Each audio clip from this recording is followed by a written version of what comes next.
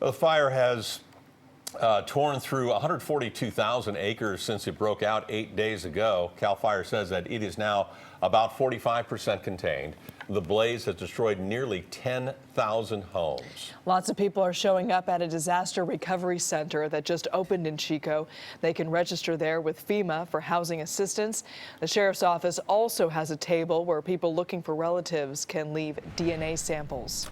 KPIX 5's Wilson Walker is tracking the fate of the evacuees, and he joins us live now from Chico. Wilson?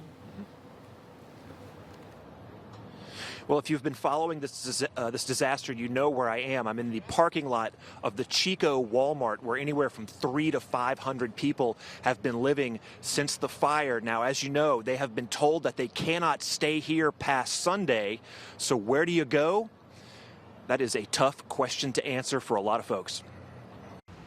All I know is that they told us to leave Walmart, and this looked like the best option. With the Chico Walmart option set to expire, the Red Cross is trying to accommodate more people about 45 minutes away at the Butte County Fairgrounds. The volunteers are wonderful. They're really trying hard, but they can only do so much. And the people are just like nerves are, like I said, rising. Everything's rising to the surface, and some people are just breaking down. And there is a sense that the official response to what is basically a sudden and tremendous housing crisis has also broken down a bit this week. Enter the folks who are trying to solve that problem on their own. The people that are here don't have any other place to go. That's why they're here. Were it not for this church, where would you be? On the streets or running in the fire still? I don't know where I'd be. Joy is just one of the fire refugees now living in the packed East Avenue Church in Chico. The pastor here says the demand was simply more than anyone could get a hold of in these opening days of the crisis. The fact that the county stumbled coming out of the gate, it makes sense. But they have put some feet under them. They seem to be doing pretty well. And yet the need is greater than any one group can respond to.